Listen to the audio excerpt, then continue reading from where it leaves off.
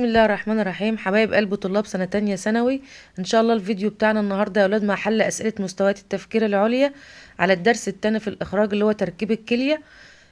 يلا نبدأ بسم الله. بيقول انا هنا يا اولاد اختر الاجابات الصحيحة من بين الاجابات المعطاة. اذا علمت ان النسبة الطبيعية للجلوكوز في الدم من 80 الى 120 ملي جرام على 100 سنتيمتر مكعب، وكانت نسبة الجلوكوز في الشريان الكلوي 100 ملي جرام وفي الوريد الكلوي 70 ملي جرام. طبعا احنا عارفين يا اولاد ان لما الجلوكوز بيدخل في انبوبة النفرون من خلال الجمع، انبوبة النفرون بترشح الجلوكوز وبتدخله في الانبوبة الملتفة القريبة، وبعدين تدخله في ثانية هنل، وداخل ثانية هنل بيحصل للجلوكوز عملية اسمها عملية اعادة الامتصاص الاختياري. يعني ايه؟ يعني بيأثر على ثانية هنل هرمون من المخ اسمه هرمون ال ADH، بيخلي ثانية هنل تاخد كل الجلوكوز اللي موجود جواها وترجعه تاني لمجرى الدم عن طريق الشعيرات الدموية الوردية اللي حواليه. طب هو اصلا داخل كام؟ في طبعا الجمع ده فرع من الشريان الكلوي. طب هو داخل الكلية او النفرون نسبته كام؟ 100. المفروض يرجع تاني في الشعيرات الدموية الوردية دي، هتوديه للوريد الكلوي بنفس النسبة او اقل حاجة بسيطة. يعني المفروض في الوريد الكلوي يا ولاد يبقى برضو النسبة 100، مثلا 95، يعني ده اقصى حاجة. طب في الوريد الكلوي يا ولاد في النسبة قليلة، معنى كده ان في جلوكوز كتير خرج في البول. طيب ده مؤشر على ايه بقى؟ ده مؤشر على ان ثانية هنل بايظة. قالك فان هذا مؤشر بحدوث خلل في بعض العمليات. في اي تركيب يحدث الخلل؟ طبعا ده يا ولاد في ثانية هنل، وانتوا عارفين ان ثانية هنل هي جزء من اجزاء انبوبة النفرون. ما هي انبوبة النفرون 3 اماكن: انبوبة ملتفة قريبة، ثانية هنل، انبوبة ملتفة بعيدة، انما طبعا مش في محفظة بومان ولا القناة الجامعة ولا الجمعة. طيب بيقولك ما الوظيفة الاساسية للكليتين في الانسان؟ التخلص من الاملاح فقط. طبعا هي مش بتتخلص من الاملاح فقط، هي بتتخلص من الاملاح ومن الميه ومن السموم اللي هي ماده اليوريا، يعني ما ينفعش اقول الاملاح فقط. طب التخلص من ثاني اكسيد الكربون، طبعا ده اللي بيخلصنا منه الرئتين، يعني ده برضو غلط. ماشي، السموم صح. طيب التخلص من الماء الزائد فقط برضو غلط يا ولاد، ما هي مش بتتخلص من الميه بس، دي بتتخلص من الميه والاملاح واليوريا ومش هي الوحيده اللي بتتخلص من الميه الزايده، ده في الجلد كمان وفي الرئتين. ما احنا عارفين ان في الرئتين بيخرج ميه في عمليه الزفير. انما الوظيفه الاساسيه للكليه ضبط اسموزيه الدم والتخلص من المواد السامه. المواد السامه يا اولاد اللي هي ماده اليوريا. امال يعني ايه اسموزيه الدم؟ اسموزيه الدم يا اولاد اللي هي نسبه الاملاح في الدم والميه. ماشي، هو المفروض الطبيعي ان نسبة المية والاملاح في الدم ليها نسبة محددة. طيب لو الاملاح زادت عندنا في الجسم بسبب اللي احنا اكلنا حاجات فيها املاح كتير، طبعا ده هيرفع الاسموزية وده ممكن يضر بجسمنا. فالكلية تعمل ايه؟ تاخد الاملاح الزيادة وتخرجها بره الجسم في عملية البول، فنسبة الاملاح في الدم تقل وترجع للمستوى الطبيعي، فده يحافظ على اسموزية الدم، لا تكون مرتفعة ولا تكون منخفضة. طيب هنا يا ولاد بيقولك ايه الاختيارات بالرسم البياني يمكن ان يمثل تركيز اليوريا بالشكل المقابل له. واحد ده يا ولاد ده الوريد الكلوي، او ده هي دي الشعيرات الدموية الوردية اللي متصلة بعد كده بالوريد الكلوي. ورقم 2 ده يا ولاد ده فرع من فروع الشريان الكلوي اللي هو بيسموه وعاء وارد من الشريان الكلوي او الجمع. طب رقم 3 دي ايه يا ولاد؟ محفظة بومان او محفظة بومان. بيقول لك هنا اي منطقة تركيز اليوريا في الشكل المقابل قدامنا. طبعا يا اولاد اليوريا بتبقى داخله للكليه من خلال الشريان الكلوي، فاعلى نسبه هتلاقيها هنا، هتعدي في انبوبه النفرون عادي، هيحصل لها ترشيح بس مش هيحصل لها اعاده امتصاص اختياري. يعني في ثانيه ثانيه هن مش هتاخدها ولا ترجعها للشعيرات الدمويه الورديه ولا الوريد الكلوي، لان احنا مش عايزينها تروح للجسم تاني، احنا عايزين نتخلص منها. فطبعا في الشعيرات الدمويه الورديه هتلاقي نسبه اليوريا اقل حاجه. ماشي، رقم 1 اللي هو الازرق ده اقل حاجه. هتيجي هنا تلاقي هنا الازرق عالي قوي، لا. هنا الازرق برضو يعتبر عالي، اعلى من هنا برضو لا. اقل واحده فيها يا اولاد اللي هي الاجابه صد اهي. هتلاقي ان الازرق اللي هي نسبه اليوريا في الوريد الكلوي قليله.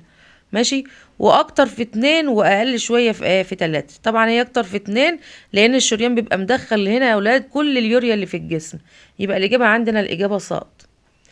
طب بيقولك في الشكل المقابل أي العبارات الآتية تنطبق على جزيئات البروتين الكبيرة؟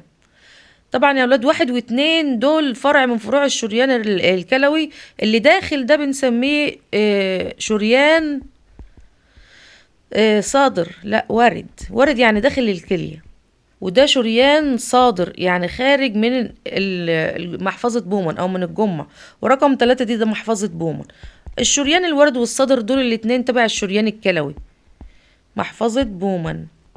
طيب جزيئات البروتين يا ولاد احنا عارفين اللي هي جزيئات كبيرة الحجم. يعني لما بتدخل في الشريان الكلوي اللي هو الشريان الوارد وتدخل لمحفظة بومن، محفظة بومن ما بتعملهاش ترشيح. ليه؟ لان الغشاء البلازمي بتاع محفظة بومن الثقوب بتاعته ضيقة قوي، وجزيئات البروتين حجمها كبير. فاكيد يعني مادام هي ما دخلتش وما حصلهاش ترشيح فنسبتها في الشريان الوارد زي الشريان الصادر، لان هي اصلا ما دخلتش في محفظة بومن. لكن لو كان عدت يا اولاد كان ممكن نقول نسبتها قلت او زادت، ما تفرقش يعني. لكن الاتنين نسبتهم زي بعض. وبيقول لك هنا جزيئات البروتين نسبتها متساوية في 1 و2 في الوعاء في الشريان الصادر والشريان الوارد الاتنين متساويين. طيب اللي بعديها بيقولك إذا علمت أن الهيموجلوبين من جزيئات البروتينات صغيرة الحجم الموجودة بكريات الدم الحمراء، فعند حدوث تكسير لبعض كريات الدم الحمراء ماذا تتوقع أن يحدث أثناء عملية استخلاص البول؟ احنا عارفين يا ولاد ان جزيئات البروتين ما بيحصلهاش ترشيح لان حجمها كبير، بس بيقولك هنا ان الهيموجلوبين حجمه صغير وكمان حصل تفتت لكرات الدم الحمراء. يعني معنى كده الهيموجلوبين هيقدر يدخل من محفظة بومن يعدي من خلالها، لكن هل الجسم هياخد الهيموجلوبين ويرجعه تاني او ثانية اللي هتاخده ترجعه تاني للدم؟ لا طبعا. ماشي، ده هي هتسيبه يخرج بره الجسم مع البول. يعني هنا لا يتم ترشيح الهيموجلوبين غلط، هيتم ليه ترشيح عادي لان حجمه صغير. يتم ترشيح صح ويتم ترشيح صح، لكن يعاد امتصاصه ولا لا يعاد امتصاصه؟ لا، هي لا يعاد امتصاصه، لان جزيئات الهيموجلوبين الزايده عن حاجه او لو حصل تكسير لكرات الدم الحمراء والهيموجلوبين اتفتت بيخرج مع البول، الجسم بيتخلص منه كمنتجات اخراجيه. طيب الجدول التالي يبين تركيز بعض المواد عند مرورها في عده اجزاء للنفرون. وركزوا في السؤال ده عشان تقيل شويه.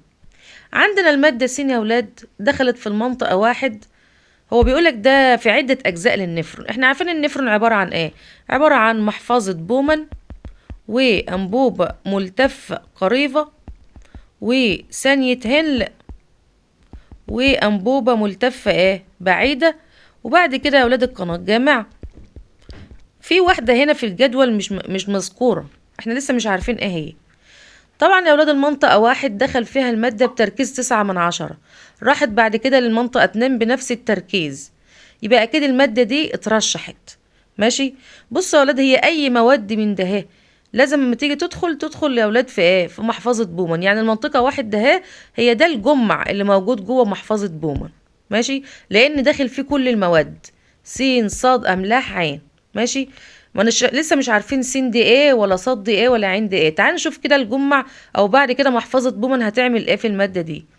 المادة س دخلت بتركيز 9/10 في الجمع، ففضلت في المنطقة 2 بنفس النسبة، يعني حصل لها هنا عملية ترشيح. ماشي، يبقى الاتنين ده اللي بيحصل فيها ترشيح ده يا ولاد هي محفظة بومن.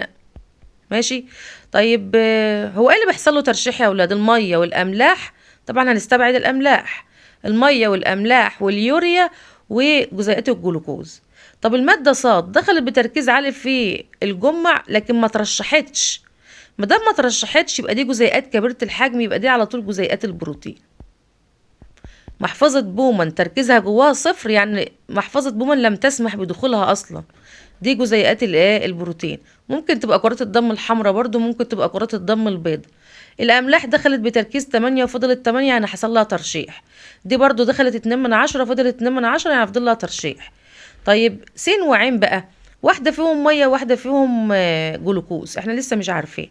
طيب دخلت في المنطقة 3 يا ولاد اللي بعد المنطقة محفظة بومن اللي هي أنبوبة النفرون بقى نفسها، فنسبتها بعد كده بقت 0. يعني ايه بقت 0 يا ولاد؟ يعني تم امتصاصها بكاملها وإعادتها للدم مرة أخرى، يبقى حصل هنا ليها إعادة امتصاص اختياري. يبقى المنطقة ده يا ولاد ثانية هنل، ثانية هنل امتصت المادة دي ورجعتها للدم كله، فتركيزها بقى في ثانية هنل 0. طبعا المادة دي اللي هي المادة المهمة للجسم اللي هي مادة الجلوكوز. ماشي، هنا يا اولاد المادة دي برضو بصفر، احنا عارفين البروتين اصلا ما عداش من محفظة بومن فهيفضل صفر على طول. ماشي، احنا خلصنا ده. طيب الاملاح اهي نسبتها زادت في ثانية هنل، وبعد كده في المنطقة 4 زادت قوي. ده لان القناة الجامعة بتجمع الاملاح من كذا نفرون، فنسبة الاملاح فيها بتبقى عالية قوي. هنا المادة ده عين دخلت 2/10، اترشحت في محفظة بومن 2/10، وصلت لثانية هنل 2، خرجت في الآخر 20. مادام خرجت في الآخر نسبتها كبيرة كده، يبقى أكيد المنطقة الأربعة ده يا ولاد هي القناة الجامعة. والمادة ده هي اللي نسبتها زادت في قناة جامعة هي مادة اليوريا. ما هي مادة اليوريا والأملاح هما المادتين الوحيدتين اللي بتزيد نسبتهم في القناة الجامعة، عشان القناة الجامعة بيبقى فيها عدة فروع من كذا نفرون، وبيصبوا فيها أملاح وبيصبوا فيها يوريا. فبيقول لنا ايه المواد، احنا عرفنا اللي عندي اليوريا. ما المواد س ص ع على الترتيب؟ عرفنا ان س جلوكوز وصاد بروتين وعين يوريا، يبقى الإجابة ألف. ما دلالة تركيز المادتين س وصاد في المنطقتين 1 و2؟ بصوا كده على س وبصوا كده على صاد. س في 1 و2 بنفس النسبة، ده دليل ان حصل لها ترشيح ودخلت لمحفظة بومن. انما صاد لم يحدث لها ترشيح لان في محفظة بومن ما عادتش موجودة، يبقى حدث ترشيح لسين ولم يحدث ترشيح لصاد. يبقى هنا حدوث ترشيح لسين وعدم حدوث الايه لصاد اللي هي دي. طب بيقول لك ما دلالة ثبات تركيز المادة عين في المنطقتين 1 و2 وزيادتها في المنطقة 3؟ عندي اللي هي اليوريا يا أولاد ثابتة في 1 و2 لأن هي دخلت في الجمعة ومحفظة بومن وحصل لها ترشيح. طب زادت هنا ليه بقى؟ لأن أنا لسه قايله لكم دلوقتي إن المنطقة ده اللي هي فيها تركيزها 20 دي القناة الجامعة اللي بتلم اليوريا من عدة أجزاء من النفرون. وقال لك هنا حدوث عملية الترشيح. لا ده استنى، هو بيقول لك هنا في المنطقة زيادتها في المنطقة 3، سوري مش 4. يعني في المنطقة 3 اللي هي ثانية هنل ده. ليه نسبة اليوريا علت فيها؟ بس مش علت قوي لعلمكم يا ولاد، هي علت شوية صغيرين. ده لأن كان طبعا ماشي في ثانية هنل الرشيح الكلوي اللي هو عبارة عن مية وأملاح ويوريا ويا ولاد وجلوكوز. ماشي، فطبعا ثانية هنل عملت إعادة امتصاص اختياري للمية ورجعتها للجسم واخدت شويه املاح، فبالتالي تركيز اليوريا لما الميه اتسحبت منه تركيز اليوريا هنا علا. ماشي، وبعد كده زاد بقى لما راح لقناه جامعه. فبيقول لك هنا حدوث عمليه ترشيح وعدم حدوث عمليه اعاده امتصاص للماء. طبعا ثبات التركيز الماده في المنطقه 1 و2 ده دليل على حدوث الترشيح، وزيادتها في المنطقه 3 ده دليل على حدوث اعاده امتصاص للميه. يبقى هنا يا ولاد حدوث عمليه الترشيح اللي هي دي حدوث ترشيح ودي حدوث ترشيح، يبقى بقى وده المستبعدين. طب عدم حدوث عمليه اعاده امتصاص الميه ولا اعاده امتصاص الميه؟ طبعا اعاده امتصاص الميه. انتوا عارفين لو ثانيه هنل ما عملتش عملية إعادة امتصاص للمية، نسبة المية واليوريا هيعادلوا بعض، فنسبة اليوريا مش هتعلى، هتفضل زي ما هي. طب بيقولك هنا أي العبارات الآتية تتفق مع ارتفاع تركيز المادة عين في المنطقة 4؟ دي اللي كنت لسه بقولها بقى. ليه في المنطقة 4 اللي هي أنبوبة النفرون تركيز المادة عين بيزيد؟ ده لأن قناة جامعة بتجمع اليوريا من كذا فرع من كذا نفرون، اللي هو تجمع محتوى عدد من الأنابيب الملتفة البعيدة فيها. أيوه، ما الأنابيب الملتفة البعيدة هي اللي بتمسك في القناة الجامعة، بتتجمع من كذا أنبوبة ملتفة بعيدة فبتزود نسبة اليوريا في القناة الجامعة. عدم إعادة امتصاص المياه طبعا غلط. عدم حدوث ترشيح للمادة عين غطاء، طبعا هي مترشحة. حدوث إعادة امتصاص للمادة عين في 3 طبعا لا، اليوريا يا ولاد ما بيحصلهاش إعادة امتصاص. طيب يا ولاد اللي بعد كده بيقولك ما دلالة انخفاض تركيز المادة س حتى وصل إلى الصفر في المنطقتين 3 و4؟ تعال كده نشوف المادة س ونعرف ليه في المنطقتين 3 و4 كان تركيزها صفر. س اللي هي الجلوكوز في ثانية هنل تركيزها كان بصفر، وفي القناة الجامعة صفر، ده لأن حصل لها هنا عند ثانية هنل عملية إعادة الامتصاص الاختياري، أخدت كل الجلوكوز اللي موجود ورجعته تاني للدم. ماشي، يبقى هنا كفاءة طبعا، ترشيح لا، ترشيح لا. طيب إعادة الامتصاص كفاءة ولا خلل؟ طبعا كفاءة.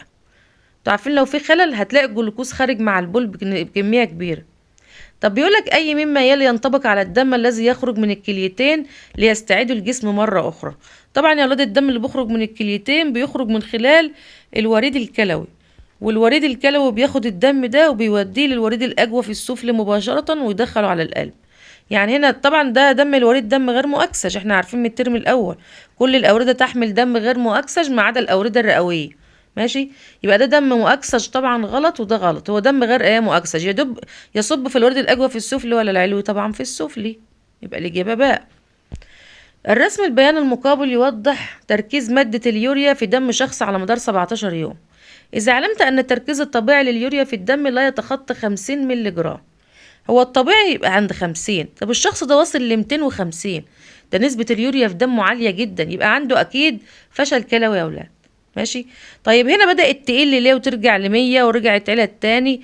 طبعا ده يا أولاد هو ده اللي بيحصل لمرضى الفشل الكلوي، ان اليوريا بتبقى عالية جدا، يخشوا جلسة الغسيل تقل، وتاني يوم او بعدها بيوم ترجع تزيد تاني، وبعد كده تقل لما يعمل الجلسة، وبعد كده ترجع تزيد تاني، هكذا. فبيقول لك ما دلالة انخفاض المنحنى على مدار 17 يوم؟ ما دام هنا يا اولاد المنحنى النازل طلع وبينزل وبيقل كده، يبقى الشخص ده اهو كفاءة الكلى في ضبط نسبة اليوريا، ده لو الكلى فيه عندها ضبط ما توصلش ل 250 ابدا، يعني الكلية هنا بايظة. طب كفاءة الكبد في فصل المجموعة النيتروجينية الأمينية؟ والله يا ولاد كل ما الكبد كان كفء كل ما نسبة اليوريا علت. ماشي، بس ده برضو ملوش علاقة بدلالة انخفاض المنحنى، ده كفاءة الكبد يزود ارتفاع المنحنى. القيام بعملية الغسيل الكلوي أيوه، لأن هو يا ولاد كل ما بيغسل كلى نسبة اليوريا بتقل. عدم تناول وجبات غذائية غنية بالبروتين؟ طبعا لأ، ما دام اليوريا بتعلى عنده في الدم يبقى هو بياكل بروتين كتير. طب ماذا تتوقع لتركيز اليوريا في اليوم ال18؟ هو حد هنا اليوم ال17 نزل، اكيد اليوم اللي بعديه هيعلى، ما هو المنحنى طالع نازل طالع نازل، يبقى هيرتفع مرة اخرى. ماشي، طب بيقولك هنا يعاني مريض البول السكري من ارتفاع تركيز السكر في الدم بسبب نقص افراز هرمون الانسولين، ماذا يحدث لنشاط الكليتين بعد تناول هذا المريض لسندوتش مربى؟ طبعا سندوتش مربى يا اولاد يعني مليان سكريات. طيب هيحصل ايه؟ ثانية هن يا اولاد هيدخل لها جلوكوز كتير جدا، فهتعمل اعادة امتصاص اختياري اكتر. ماشي، هي ثانية هن طول ما داخل لها الجلوكوز، هو النسبة الطبيعية للجلوكوز من 80 ل 120 مللي جرام على كل 100 سنتيمتر مكعب. طب لو دخل لثانية هن ل 150 ترجعه للدم، 250 ترجعه للدم، توصل لحد 300 يا اولاد او 320 تقريبا ترجعه للدم في امتصاص اختياري. اكتر من كده ما تقدرش بقى، كل الجلوكوز الزيادة يخرج مع البول ويظهر الجلوكوز في البول. يعني بيقولك ماذا يحدث عند طبعا هو عنده ارتفاع سكر في الدم اصلا واكل سندوتش مربى كمان، ده يؤدي الى ايه يا اولاد؟ ارتفاع نسبة الجلوكوز في الدم. ماشي، جلوكوز في في الدم، وخروج او زيادة عملية اعادة الامتصاص الاختياري. ماشي، ولكن سوف يخرج كميات كبيرة من الجلوكوز مع البول، وعايزة اقولك ان كل جزيء جلوكوز بيخرج من الجسم بيسحب معاه 4 جزيئات مية، دي طبيعة الجلوكوز، فدايما الشخص اللي بيخرج مع البول جلوكوز بيخرج مع الجلوكوز مية اكتر، يعني الشخص ده هيحصل عنده زيادة في عدد مرات التبول، واكيد مادام بيخش الحمام كتير هيعطش اكتر، ودي معروف اللي هي اعراض مرض البول السكري. احنا قلنا ارتفاع نسبة الجلوكوز في الدم، وزيادة عملية إعادة امتصاص الاختياري، وزيادة عدد مرات التبول، أو زيادة نسبة الماء في البول، الماء والجلوكوز طبعا، جلوكوز في البول. طب بيقولك لماذا يحتاج هذا المريض إلى شرب كميات كبيرة من الماء؟